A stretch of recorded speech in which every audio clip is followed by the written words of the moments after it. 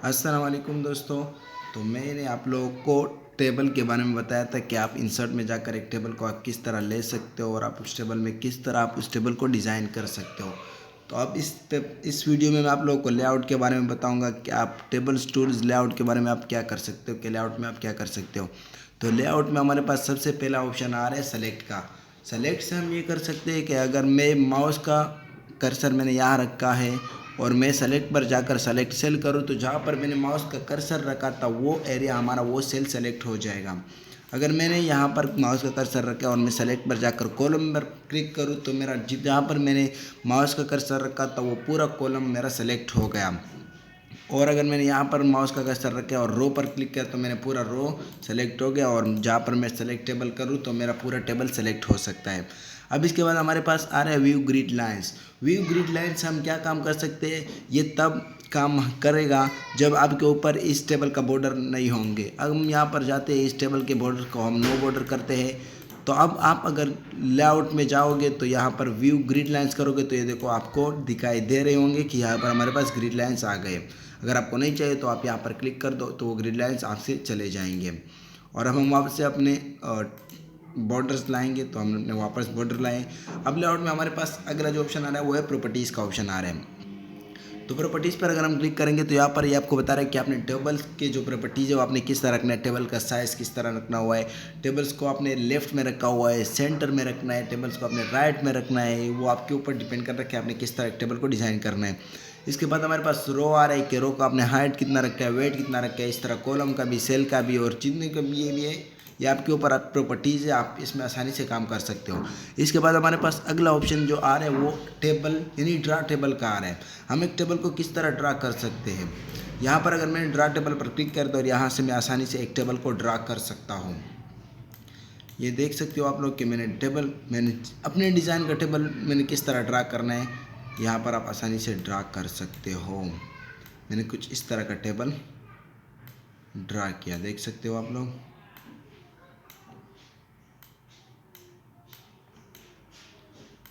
आप इसी तरह पेन टूल के ज़रिए आप एक टेबल को आराम से आप ड्रा कर सकते हो। लेकिन एक गलती अगर नहीं करना है, अगर आपने यहाँ पर माउस क्लिक किया हुआ है और आप थोड़े से अगर इधर चले गए, अगर आप थोड़े से इस साइड पर आ गए तो आपका जो वो है, आप एक टेबल के अंदर दूसरा टेबल्स आपने बनाया है। तो ये गलती आप कभी भी मत करना, क्योंकि इससे आपका पूरा जो टेबल आपने बनाया था वो इससे ख़राब हो सकता है। इसके बाद जो हमारे पास अगला ऑप्शन आ रहा है वो है डिलीट का। अगर आप एक टेबल को डिलीट करना चाहते हो तो आपने किस तरह डिलीट करना है। इसके बाद हमारे पास डिलीट से लेकर आपने टेबल को डिलीट करना है, रो को डिलीट करना है, आपने जिस तरह भी डिलीट करना है आप उसको उस टेबल को आप डिलीट कर सकते हो। तो इससे बराबर में एक आपको आ रहा है इरेजर का। तो आपने अगर यहाँ पर ड्रा टेबल एक टेबल बनाया था तो आप उसको इरेज करना चाहते हो तो आप किस तरह इरेज कर सकते हो। आप इरेजर पर क्लिक करोगे तो आप उस टेबल को आराम से इरेज कर सकते हो, आपने जितना भी इरेज करना है। और हमारे पास अब आ रहा है यहाँ पर रोज एंड कॉलम्स। अगर हमने यहाँ पर 3 है, हमने चार दूसरा एक बच्चे को ऐड करना है इस टेबल के अंदर, तो हम किस तरह कर सकते हैं। यहाँ पर इंसर्ट टेबल पर क्लिक कर दो, हमारे पास आसानी से सिंपल से एक रो आ गया जिस रो के अंदर हम अब आसानी से काम कर सकते हैं। आपने किस तरह करना है, अब हम यहाँ पर आपने ऊपर की जानिब से एक लाइन आपको अगर चाहिए या नीचे चाहिए तो आप यहाँ से इंसर्ट अबव करो तो ये आप जहाँ पर आपने सेलेक्ट किया वहाँ से ऊपर आपको ये एक रो दे देगा। तो यहाँ इंसर्ट अबव के ये देखो ये ऊपर रो आ गया। अगर आपने यहाँ पर क्लिक किया आपको नीचे चाहिए तो आप इंसर्ट अबव पर क्लिक करके आपको एक नीचे भी ये दे देगा। अगर आपको लेफ़्ट में चाहिए तो ये लेफ़्ट में दे देगा, अगर आपको राइट में चाहिए तो ये राइट में दे देगा। इसके बाद हमारे पास अगला ऑप्शन जो आ रहा है वो है मर्ज का। अब देखो ये हाइड है, ये मुझे काम करने नहीं दे रहा। क्योंकि ये मर्ज सेल से हम ये काम कर सकते हैं कि हम 2 या 2 से ज़्यादा सेल्स को एक सेल में कन्वर्ट कर सकते हैं। अब हमने इन 4 सेल्स को सेलेक्ट किया और हम मर्ज सेल पर क्लिक कर दिया तो देखो आप देख सकते हो कि हम इस 4 सेल से हमने एक सेल बना दिया। और मैंने यहाँ पर अब आसानी से लिख दिया कि क्लास 10 स्टूडेंट। अब इसके बाद हमारे पास जो अगला ऑप्शन आ रहा है वो स्प्लिट का, कि हम एक सेल्स को किस तरह 2 या 2 से ज़्यादा में डिवाइड कर सकते हैं। हमारे पास यह है एक सेल, तो अब मैं इस पर क्लिक कर दूँ, मैं स्प्लिट सेल पर क्लिक करूँगा तो ये आपको बता रहे हैं कि नंबर ऑफ़ कॉलम्स कितने होने चाहिए और नंबर ऑफ़ रो कितने होने चाहिए। मैंने कहा नंबर ऑफ़ कॉलम 2 और नंबर ऑफ़ रोज 1 होना चाहिए। तो मैंने क्लिक कर दिया तो ये देखो ये सिंपल मैंने इस एक सेल को 2 में डिवाइड कर दिया। इसके बाद हमारे पास आ रहा है स्प्लिट टेबल। स्प्लिट टेबल से हम क्या कर सकते हैं कि एक टेबल से हम एक टेबल को दरमियान में काट कर हम 1 से 2 टेबल बना सकते हैं। अब मैंने माउस का कर्सर यहाँ रखा है और मैं यहाँ चाहकर स्प्लिट टेबल कर दूँ तो ये हमारे पास अब एक टेबल नहीं 2 टेबल कहलाएंगे।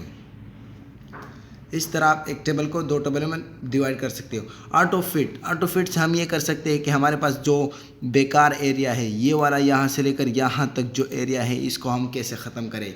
हम यहाँ ऑटो फिट पर जाते हैं और ऑटो फिट कंटेंट्स पर क्लिक कर दूँ मैं तो ये जितना भी एरिया अगर मैं पूरे टेबल को सेलेक्ट करूँ और यहाँ से हम ऑटो फिट में जा दूँ तो ये देखो जितना भी एरिया है आपके पास आ गया, ऑटो फिट इसने कर दिया। अब यहाँ से इसको सेंटर में लाता हूँ। अब अगर मैं ऑटो फिट क्लिक कर दूँ ना, मैंने पूरा की पूरा ऑटो फिट पर अगर मैंने करना तो ऑटो फिट कर दिया तो ये देखो जितना भी एरिया था यहाँ से यहाँ तक जो एरिया था वो अब ख़त्म हो चुका है। इस तरह ऑटो फिट विंडो की तरह आपने करना है तो इस तरह होगा। इसके बाद हमारे पास आ रहा है हाइट और वेट कि आपने किस तरह टेबल का हाइट और वेट आपने कितना रखना है, टेबल का कॉलम का वेट कितना रखना है, सेल का वेट कितना रखना है और आपने रो का वेट कितना रखना है, पूरे टेबल का वेट और हाइट कितना रखना है यहाँ पर आप आसानी से कर सकते हो। डिस्ट्रीब्यूटेड रो और कॉलम से आप क्या कर सकते हो, अगर आपके पास एक रो है और वो इस तरह आई और एक कॉलम है वो इस तरह है, ये देख सकते हो आप लोग। कुछ इस तरह का टेबल आपने बनाया और आप इसको एक ही साइज़ में रखना चाहते हो। अगर आप इस टेबल को सेलेक्ट करो और यहाँ से जाकर डिस्ट्रीब्यूटेड रो पर क्लिक कर दो तो ये पूरे रो का जितने भी रो आपके पास है उन सब का साइज़ एक जैसे कर लेगा। और अगर आप कॉलम पर क्लिक कर दोगे तो ये जितने भी कॉलम है वो इन सब को एक साइज़ में ये कर देगा। इसके बाद हमारे पास आ रहा है अलाइनमेंट से हम क्या कर सकते हैं, हमने यहाँ होम में तो इसको सेंटर में किया था लेकिन ये सेंटर अब अगर मेरे पास ये रो इस तरह होता तो ये अब सेंटर में नहीं है, मेरा जो टेक्स्ट है वो अब सेंटर में नहीं है, वो ऊपर टॉप पर है। अब मैंने सेंटर पर लाना है तो यहाँ से मैं टेबल को सेलेक्ट कर दो। इस अलाइनमेंट के जरिए मैं लेफ्ट में रख सकता हूँ, राइट में भी रख सकता हूँ और यहाँ से मैं सेंटर में रख दिया तो ये देखो ये सेंटर में आ गया। अब यहाँ पर मैं डिस्ट्रीब्यूटर्स कॉलम और डिस्ट्रीब्यूटर्स रो कर दिया तो ये सारा का सारा एक जैसे हो गया। और इसके अलावा आप यहाँ से भी जाकर आप अगर माउस का कर्सर यू टाइप बन जाएगा और आप तो आसानी से आपने जितना रखना है आप इस तरह एक टेबल को डिज़ाइन कर सकते हो। ये पिछले क्लास में मैंने आप लोगों को बताया था। इसके बाद हमारे पास आ रहा है टेक्स्ट का डायरेक्शन। तो टेक्स्ट का डायरेक्शन से हम क्या कर सकते हैं, हम यहाँ पर एक सेल ले लेते हैं और अगर मैं इस सबको मैं मर्ज करता हूँ, इस सबको मैंने मर्ज कर दिया। अब मैंने इस सबको मर्ज कर दिया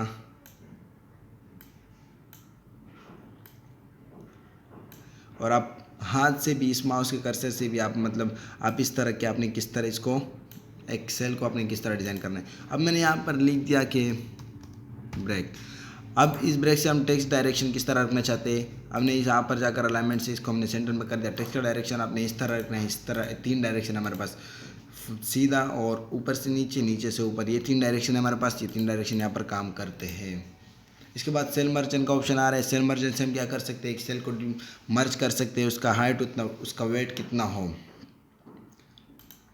और यहाँ पर हमारे पास आ रहा है सॉर्ट से हम ये काम कर सकते हैं कि हम असेंडिंग ऑर्डर या डिसेंडिंग ऑर्डर से हम कर सकते हैं। यहाँ पर आपको दिखाई देगा A to Z, यानी अगर हमारे पास यहाँ पर लिखा हुआ ये N S D और K, या A to Z में अगर यहाँ सॉर्ट पर क्लिक करूँगा तो ये हमारे पास A to Z आएगा। जैसे कि पहले क्या आ रहा है D के बाद हमारे पास आ रहा है K के बाद हमारे पास आ रहा है N, उसके बाद हमारे पास इस तरह हमारे पास ये कर देगा।